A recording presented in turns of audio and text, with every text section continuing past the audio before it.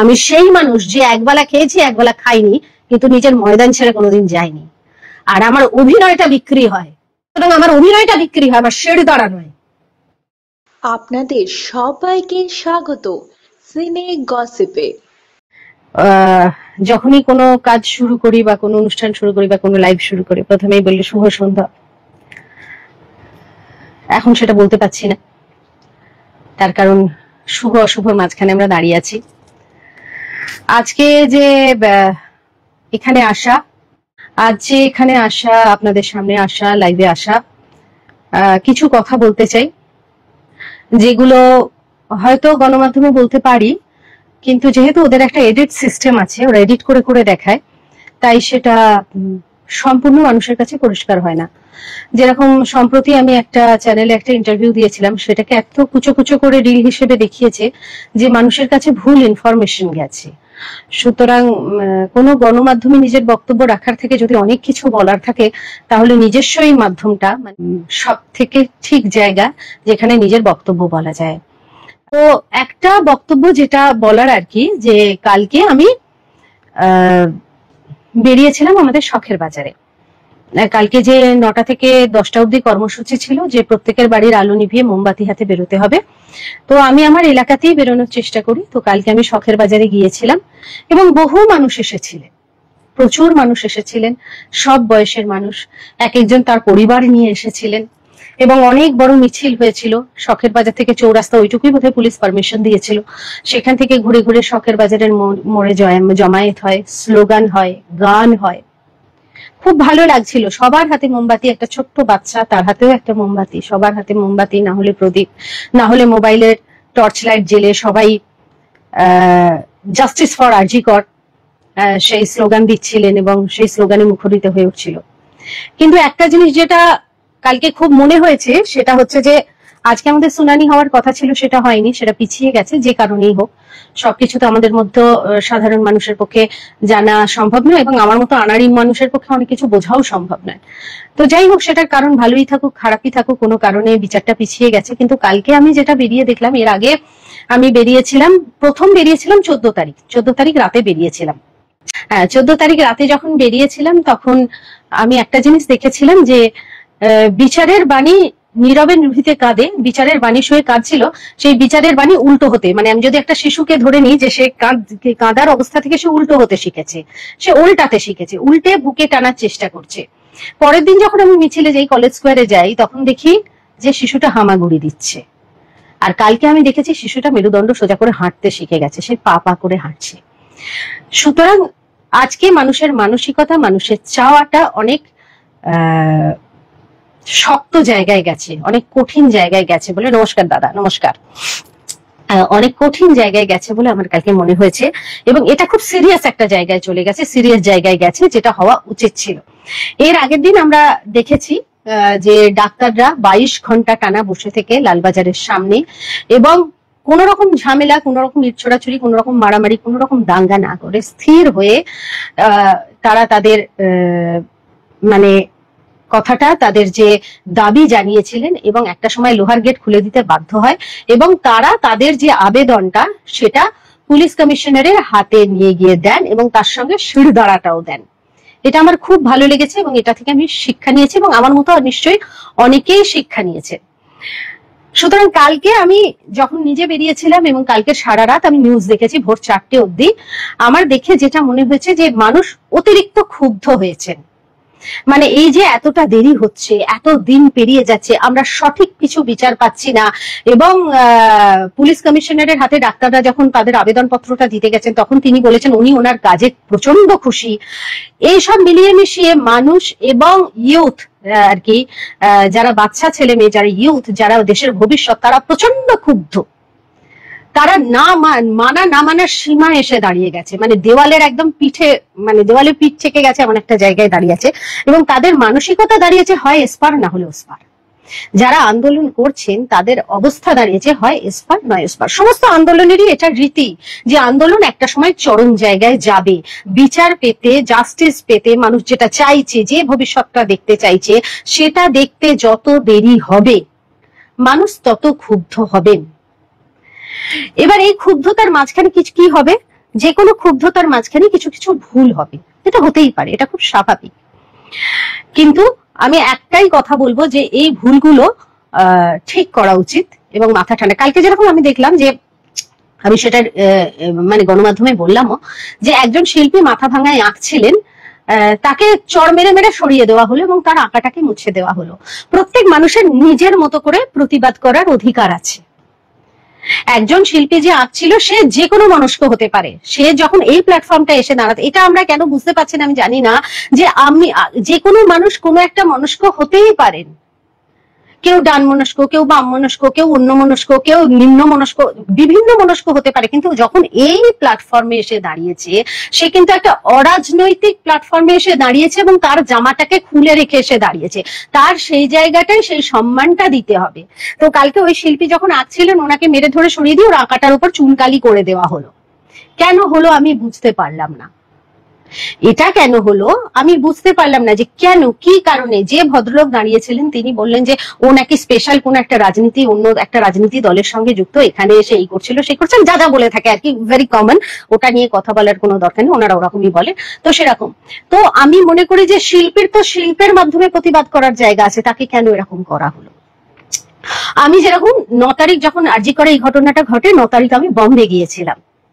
তো বম্বে যেতে রাতে 2টোর সময় আমি বম্বেতে পৌঁছেছি, রাতে 1:30টার সময় আমি বম্বেতে পৌঁছেছি, 2টোর সময় আমি হোটেলে পৌঁছেছি। এবং বম্বের বৃষ্টি আপনারা জানেন, সাদা হয়ে বৃষ্টি পড়ছে, মানে প্রচন্ড বৃষ্টি পড়ছে। সেই সময় আমি একটা মুশকিলে পড়ি। কি মুশকিলে পড়ি সেটা এখন ইলাবোরেটলি বলতে চাইছি না, তার কারণ হচ্ছে যে তাতে অনেক সময় যাবে। মুশকিলে পড়ি এবং মুশকিলে পড়তে আমি খুব অসহায় হয়ে যাই। বম্বের মতো জায়গায় অত রাতে অত বৃষ্টি পড়ছে, আমি ওইরকম একটা পরিস্থিতিতে পড়ে আমি প্রচন্ড অসহায় হয়ে যাই এবং আমি ভাবি যে আমি কি করব। এবং আমি তখন বম্বেতে সবাই সিদ্ধিবিনায়ককে খুব বিশ্বাস করে এবং আমিও গেলে সিদ্ধিবিনায়ক মন্দিরে যাই। তখন আমি সিদ্ধিবিনায়ককে বলি, গণপতি তোমার এখানে এসে তো কেউ মুখ কালো করে যায় না, আমি কাজ করতে এসে এরকম একটা বিপদে পড়লাম, তুমি আমাকে বাঁচাও। এবং 2.5 ঘন্টার মধ্যে আমি সেই প্রবলেমটা থেকে বেরিয়ে যাই এবং বেরিয়ে যাই। পরের দিন আমি কাজ যেদিন ছিল তার পরের দিন আমি সিদ্ধিবিনায়ক মন্দিরে যাই, পুজো দিই এবং আমি মনে মনে ভাবি যে কোনোদিনই তো আমি সেইভাবে গণেশ পুজো করি না আলাদা করে, কিন্তু যে কোনো পুজোর শুরুতে গণেশ পুজো করতে হয়।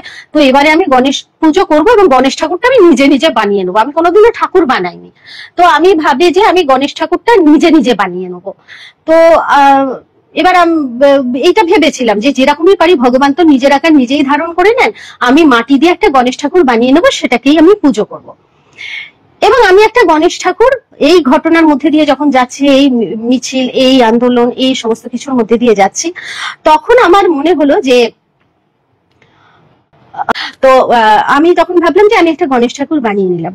এবং এই যখন একটা চরম সীমায় আমরা এসে পৌঁছেছি এবং আমার তখন মনে হলো যে আমার যে কোনো দায়, আমার যে কোনো কষ্ট, আমার যে কোনো প্রতিবাদ, আমি প্রথমে ঈশ্বরকেই জানাই।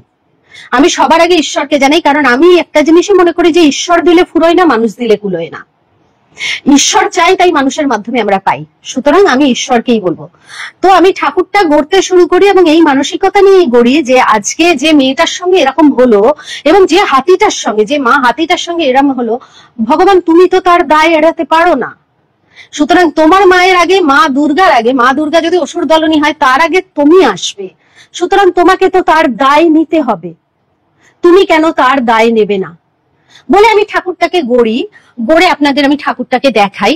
যে জেনারেলি আমরা গণেশকে দেখি রাজবেশে, এখানে আমি যেটা করেছি, এই যে গণেশের যে হাতে লাড্ডু থাকে সে হাতে প্রেগনেন্ট হাতিটা, কারণ ঈশ্বরেরও নাওয়া খাওয়ার অবকাশ নেই যতক্ষণ না বিচার হচ্ছে। তার ডান হাতে লাড্ডুর জায়গায় মা হাতিটা, আর গায়ে হচ্ছে তিলোত্তমার অ্যাপ্রনটা, যাতে রক্তের অনেক দাগ, রক্তের হাতের ছাপ, যারা তার সঙ্গে এটা করেছে রক্তের হাতের ছাপ, আর গলায় হচ্ছে ডাক্তারদের এই প্রতীকী স্টেথোটা, যেটা নিয়ে তারা লড়াই করছেন। সুতরাং এই দায় ঈশ্বরকেও নিতে হবে। ঈশ্বরে যে বসে লাড্ডু খাবে তা তো হতে পারে না। এত বড় দায় যে হাতির মাথায় নিয়ে উনি বসে আছেন ভগবান হয়ে, সেই হাতিকে এত নির্মম ভাবে মারা হয়েছে, সুতরাং তার দায়টাও ওনাকে নিতে হবে। আর যে তিলোত্তমা, যে মায়ের প্রতীক, যার প্রফেশনটাও একটা মায়ের প্রফেশন, যে সর্বস্ব দিয়ে মানুষকে বাঁচায় এবং নিজে একজন মা, সে এরকম নির্মম ভাবে মারা গেল। যারা মেরে ফেললো তাদের হাতের ছাপ নিয়ে সেই অ্যাপ্রনটাই হচ্ছে এইবার পুজোয় তোমার পোশাক, সেটা তোমাকে করতে হবে। আর নিচে হচ্ছে পৃথিবী। পৃথিবীর যতই সবাইকে এই যে ব্লু হচ্ছে পৃথিবী, আমরা যদি স্পেস থেকে পৃথিবীটাকে দেখি তাহলে নীলই লাগে। এই ব্লু হচ্ছে পৃথিবী, এই পৃথিবীর ওপরে ভগবান বসে আছে। পৃথিবীতে বসে নিজেকে যারা সর্বোচ্চ ক্ষমতাবান বলে মনে করছেন তারা ভুল করছেন, কারণ তার উপরে এত বড় ঈশ্বর বসে আছে। এবং এখানে এই লেখাটা আছে, লেখাটা নিশ্চয়ই আপনারা পড়তে পারছেন কি লেখা আছে।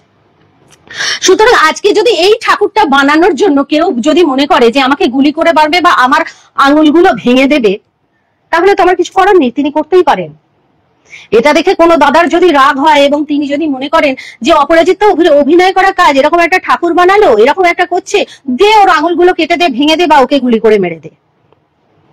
সুতরাং যে কোনো মানুষের তার মতো করে প্রতিবাদ করার অধিকার আছে, তাকে প্রতিবাদ করতে দিতে হবে। সেটা গানের মাধ্যমে হোক, নাচের মাধ্যমে হোক, একদম মানে জনগণ সবাই মিলে মোমবাতি মিছিলের মাধ্যমে হোক, মশাল জ্বালিয়ে হোক, চিৎকার করে হোক, গলার জোর বাড়িয়ে হোক, তাকে তো প্রতিবাদ করতে দিতে হবে। তার প্রতিবাদের গলা চেপে ধরলে হবে না, এবং সমস্ত মানুষকেই দিতে হবে। সব মানুষের অধিকার আছে এখানে। সাধারণ মানুষ, নিম্নমনের মানুষ, উচ্চমনের মানুষের বলে কোনো জায়গা নেই। সর্বসাধারণের এটা হচ্ছে প্রতিবাদ।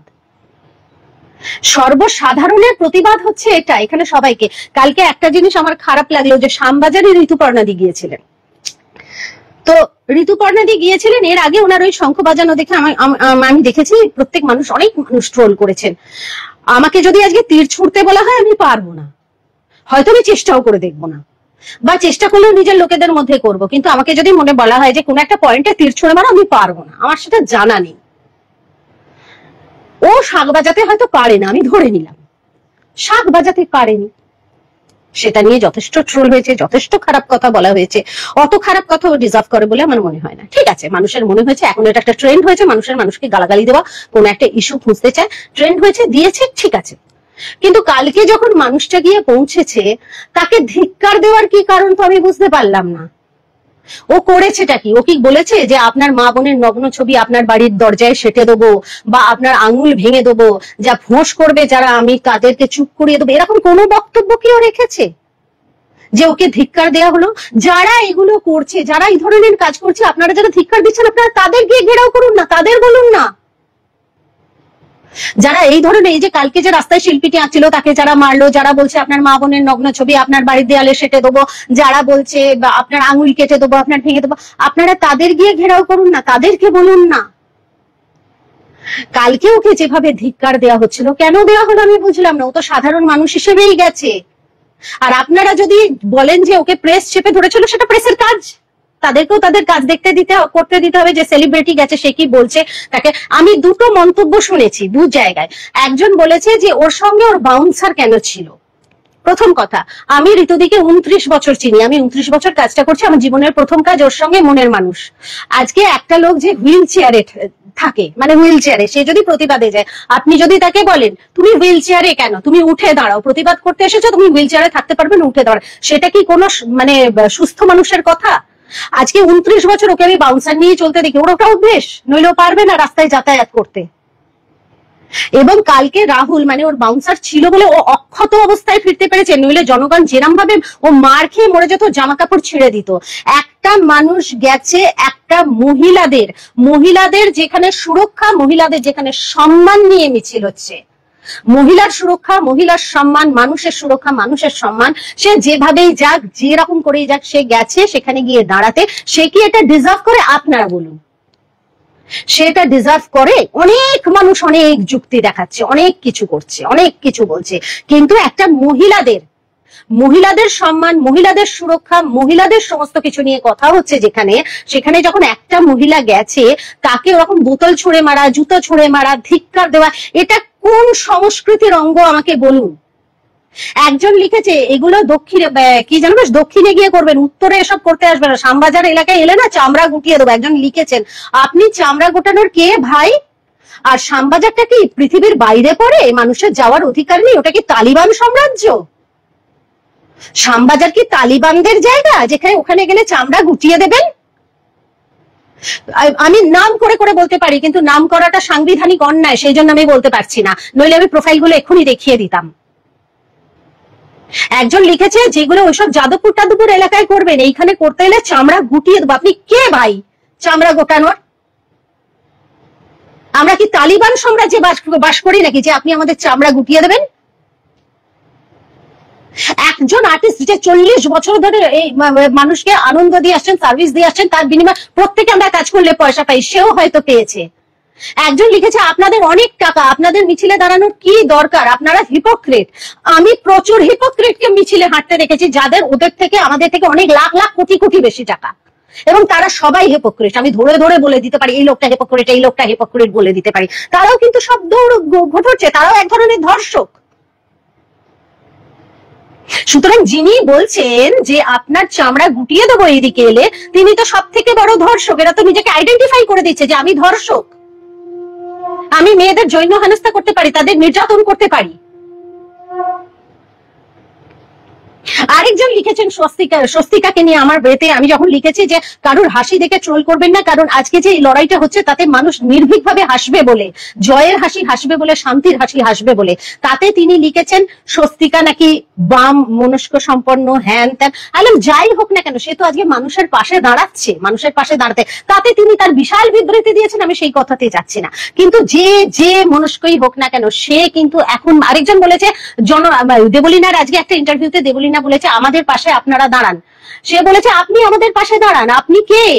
লিপস্টিক মেখে আসেন, মেকআপ করে আসেন, হ্যান্ড করে আসেন, যে যাই করে আসুক না কেন, এটা কি এখন সাবজেক্ট বলার?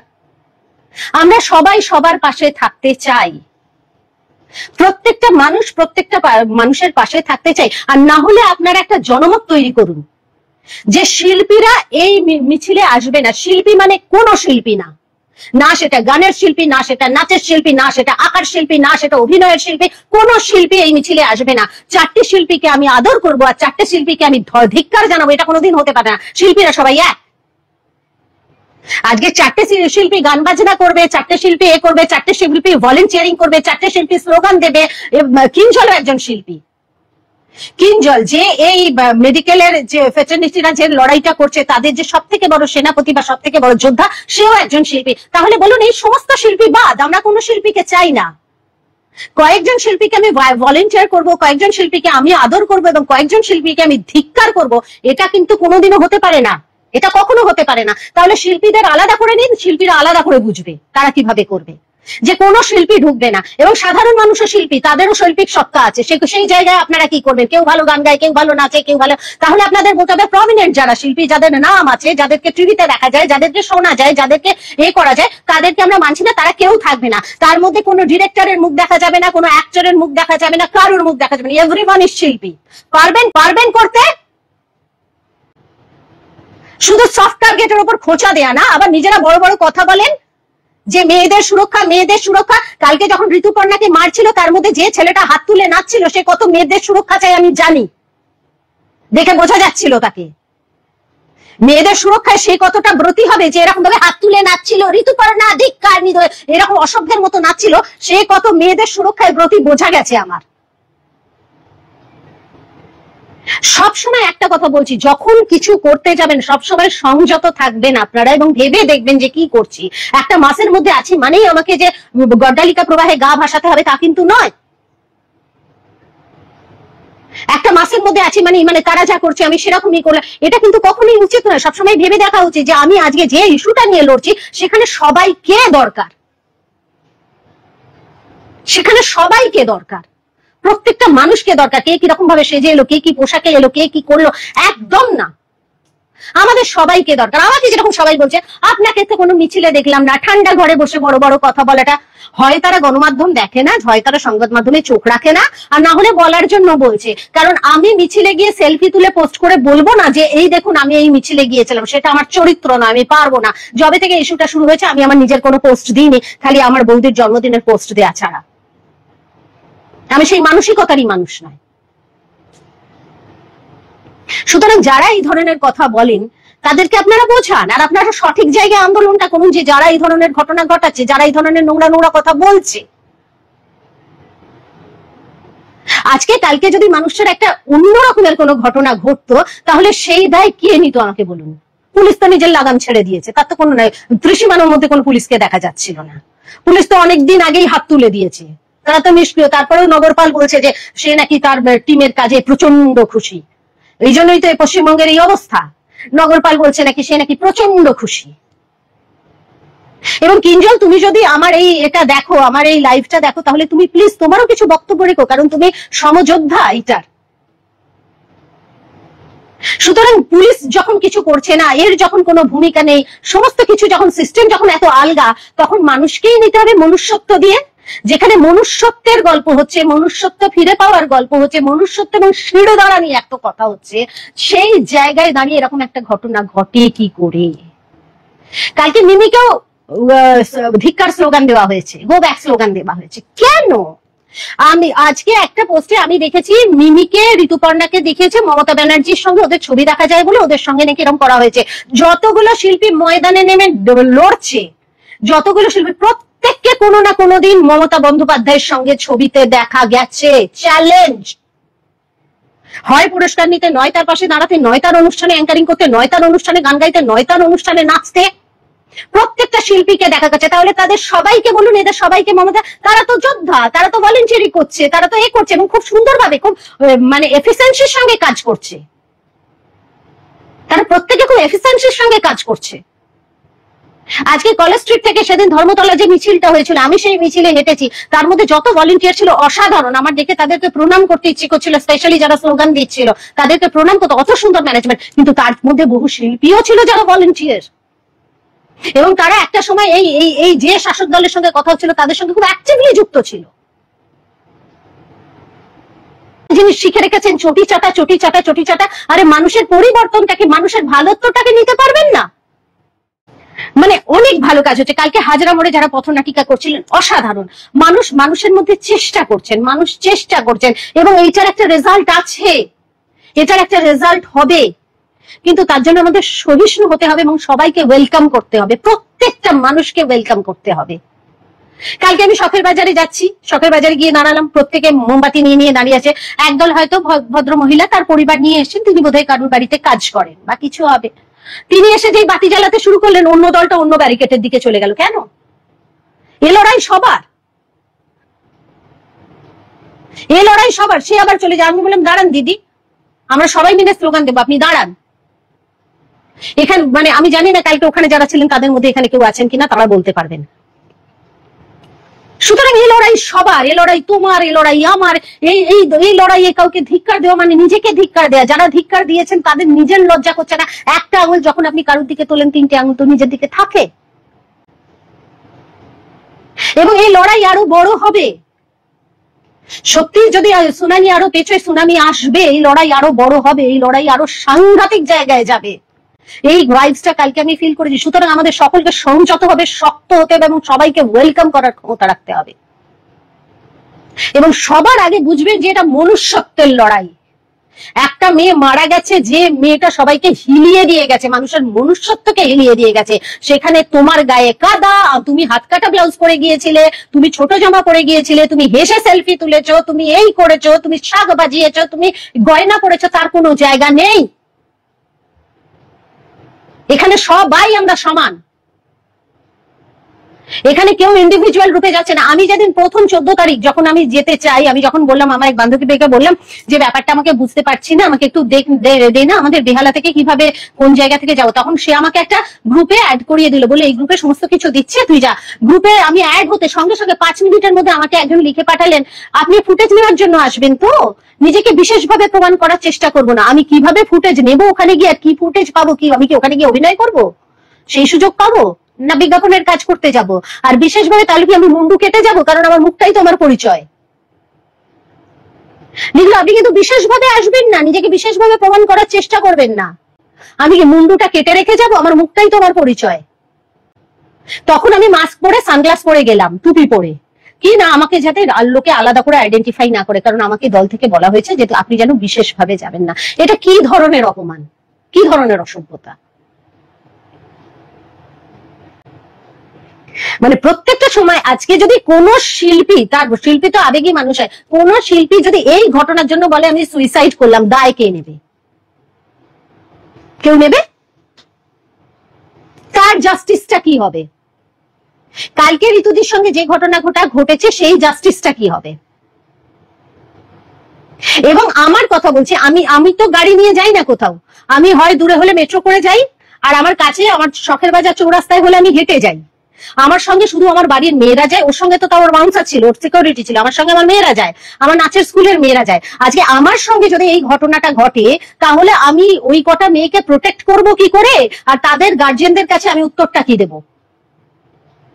আমাদের প্রাক্তনীদের ডাক আছে হাওড়াতে এই রবিবার 9 তারিখ, সমস্ত হাওড়া স্কুলের প্রাক্তনীদের ডাক আছে। আমার খুব ইচ্ছে যাওয়ার, কারণ আগেরটাই আমি যেতে পারিনি, কিন্তু এখন আমি ভাবছি আমি যাবো কি করে, কারণ আমার সঙ্গে তো আমার বাচ্চা মেয়েরা যাবে।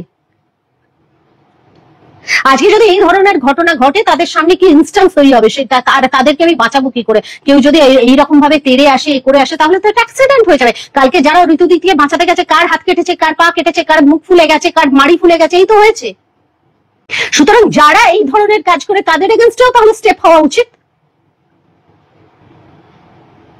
আবার এটা নিয়ে সমালোচনা করছেন আমাদের শিল্পী মহলেও প্রচুর লোক বলছে যে ঠিক হয়েছে, ঠিক হয়েছে মানে রে ভাই, তোমরাই তো কালকে যখন ঋতুদির সামনে যায় দিদি ভালো আছো এরকম করে কথা বলবে।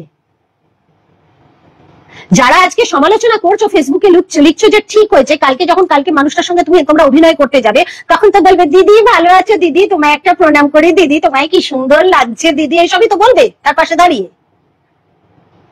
সমাজটা না নিজের বাড়ি থেকে শুরু হয়, সমাজ আর মনুষ্যত্বটা নিজের বাড়ি থেকে শুরু হয়, নিজের কাজের জায়গা থেকে শুরু হয়। যারা কলিগরা বা যারা মানুষরা, ইন্ডাস্ট্রির মানুষরা যারা বলছেন ঠিক হয়েছে, আগে তারা নিজেদের ঠিক করুন, আগে তারা নিজের জায়গায় ঠিক করুন। যেসব শিল্পীরাও তারা নিজেরা আগে ঠিক হন, তারপর তো অন্যদের শেখাবেন। আমার ধিক্কার লাগছে বলতে। আমি সবাইকে একটা কথাই বলবো যে প্রত্যেকে সংযত হন। এই লড়াই আমাদের সবার, এই লড়াই আমাদের সবার, এবং সবাই যাতে স্বতঃস্ফূর্তভাবে লড়াইটা করতে পারে, সবাই যাতে স্বতঃস্ফূর্তভাবে আন্দোলনে সামিল হতে পারে, সেই ব্যবস্থা করুন। আর বিনা কারণে যে দুর্বল মানুষ, যে মানে সফট টার্গেট যারা, তাদের উপর ঝামেলা না করে অ্যাকচুয়াল যারা ঝামেলা করছে তাদেরকে টার্গেট করুন, তাদেরকে ঘেরাও করুন, তাদেরকে ধিক্কার জানান। যারা এরকম করছে, যারা হতে দিচ্ছে না আন্দোলন, যারা মেয়েদের বাড়ি থেকে বাইরে বেরোতে দিচ্ছে না, যারা শিল্পীদের কাজ করতে দিচ্ছে না, আঁকতে দিচ্ছে না, যারা এইরকম প্রতিবন্ধকতা সৃষ্টি করছে, তাদের সঙ্গে এটা করুন দরকার। কিন্তু এমন কোন মানুষের সঙ্গে করবেন না যে দুর্বল মানুষ, যে স্বাভাবিক মানুষ, যে সত্যি মানুষের পাশে দাঁড়াতে চায়। অন্যায়টা সবসময়ই অন্যায়। আপনি রাস্তায় দাঁড়িয়ে দুহাত তুলে চিৎকার করছেন বলে যে আপনার অন্যায়টা অন্যায় নয়, তা কিন্তু নয়। আর এইসব কথা একদম বলবেন না যে শ্যামবাজারটা এলে চামড়া গুটিয়ে দেবো, এইসব কথা একদম বলবেন না। ক্ষমতা সবার থাকে, এতে আপনি প্রমাণ করে দিচ্ছেন আপনি পুরুষ, এবং আপনি অসভ্য জাতি, অসভ্য। আপনি শুধু পুরুষ সমাজের বদনাম করছেন। প্রত্যেকের বাবা পুরুষ, প্রত্যেকের ভাই পুরুষ, প্রত্যেকের ছেলেরা পুরুষ, আপনি সেই পুরুষ সমাজের বদনাম করছেন। আপনি শ্যামবাজারের মানুষের বদনাম করছেন। যে শ্যামবাজারের মানুষ এত ভালোবাসা দেখিয়েছে, যে নর্থের মানুষ এত ভালোবাসা দেখিয়েছে এত কিছুতে, আপনি তাদের প্রত্যেকের বদনাম করছেন। অসভ্য। প্রত্যেকে সুস্থ থাকুন, প্রত্যেকের মাথা গরম, প্রত্যেকে রাতের পর রাত জাগছেন, মাথা গরম, নিজের শরীরের দিকে খেয়াল দিন। এবং আমি মেয়েদেরকে যে বলবো, যারা ঘরের সমস্ত কিছু করছেন, বাইরের কাজও সামলাচ্ছেন, আবার প্রত্যেকদিন মিছিলে যাচ্ছেন, তারা নিজেদের খেয়াল রাখুন আর সংযত থাকুন, বুঝতে শিখুন। কেউ কিছু বলছে বলেই হই হই করবেন না। আপনি বুঝুন যে এই লড়াইটা মনুষ্যত্বের লড়াই, এই লড়াইটা নারীর লড়াই, আর এই লড়াই আমরা সবাই এক। আমার আর বিশেষ কিছু বলার নেই। ভালো থাকবেন, আনন্দে থাকবেন। আনন্দে থাকবেন কি করে বলবো বলুন? আনন্দে তো এখন তো আনন্দের কোনো জায়গা নেই, এবং এই পুজোরও কোনো সাড়া নেই। তার কারণ হচ্ছে যে সব মানুষ একদিকেই তাকিয়ে আছে। এটাই আমাদের পুজো, সেই পুজো সার্থক হোক, সেই পুজোয় আমরা জাস্টিস পাই, তাহলেই আমাদের দুর্গাপুজো সম্পূর্ণ হবে, তাহলেই মা খুশি হবেন। পুজো হয়তো পুজোর মতো হবে, আমরা আমাদের মতো। আরেকটা কথা বলছি যে আমি কিন্তু আমার মতো করে প্রতিবাদ করেই যাব। আজকে আপনারা যারা বলেন না যে আপনি ঠান্ডা ঘরে বসে প্রতিবাদ করছেন, আপনার কি যাবে আসবেন, আমি কোন জায়গা থেকে এসেছি শুধু আমার সঙ্গে যারা ছিল তারাই বলতে পারবে। আমি সেই মানুষ যে একবেলা খেয়েছি, একবেলা খাইনি, কিন্তু নিজের ময়দান ছেড়ে কোনোদিন যায়নি। আর আমার অভিনয়টা বিক্রি হয়, আমার একজন আমার খুব প্রিয় মানুষ একটা কথা বলেছিল, আমি আর সেটা বলতে চাই। আমার একটা প্রিয় মানুষ বলেছিল যে তোকে যখন 200 টাকা দিয়ে, সরি, আমাকে বলেছিল তোকে যখন 200 টাকা দিয়ে সিনেমা হলে গিয়ে দেখি তখন তোকে অসাধারণ বলে মনে হয়, কিন্তু তোকে যখন তোর বাড়ির মধ্যে দেখি আমার একদম ভালো লাগে না। তুই অত্যন্ত সাধারণ, তুই ঘর মুছিস, তুই বাসন মাজিস, তুই বাড়ির কাজ করিস, তুই শাশুড়ির ওপরে কোনো কথা বলিস না, এক গাদা লোকের মধ্যে থাকিস, তোর আবার অসাধারণত্ব কি? তোর অসাধারণত্ব হচ্ছে তোকে যখন টিকিট কেটে দেখতে চাই। আমি সেই মুহূর্তে তাকে কিছু বলতে পারিনি, কারণ আমি এই কথাটা শুনে স্তব্ধ হয়ে গেছিলাম, আমার এত কষ্ট লেগেছিল, কারণ তাকে আমি এতটাই ভালোবাসি, বাসতাম নট বাসি। কিন্তু আমি পরে তাকে জবাব দিয়েছিলাম, এবং হ্যাঁ, আমার মধ্যে যে সাধারণত্ব আছে সেটাই হচ্ছে আমার গ্ল্যামার। আমার অভিনয়ের মধ্যে যে অসাধারণত্ব আছে, যার জন্য আমি এত পুরস্কার পেয়েছি, সেটা যেরকম আমার কৃতিত্ব, সেটা যেরকম আমার ভগবানের আশীর্বাদ, সেরকম আমার মধ্যে যে সাধারণত্ব আছে, আমি যে সাধারণের সঙ্গে এক, আমি যে শাশুড়ির মুখের উপর কোনো কথা বলতে পারি না, আমি যে 10 জন 12 জন মানুষের সঙ্গে এক বাড়িতে থাকি, আমার বাড়িতে যে আমার একটাই ঘর, সেটা আমার গ্ল্যামার, সেটাই আমি। সুতরাং আমার অভিনয়টা বিক্রি হয়, আমার শিরদাঁড়া নয়, শিরদাঁড়া আমার সোজা। আর আমি আমার মতো করে প্রতিবাদ করবো, এবং আমার যেটা খারাপ লাগবে আমি সেটা মুখের উপরেই বলবো, তাতে কারোর ভালো লাগুক আর না লাগুক তাতে আমি আর বললাম না। যাকে নমস্কার। আমরা হলাম সিনে গসিপ। জুড়ে থাকুন আমাদের সঙ্গে, সাবস্ক্রাইব করুন আমাদের এই ইউটিউব চ্যানেলটি।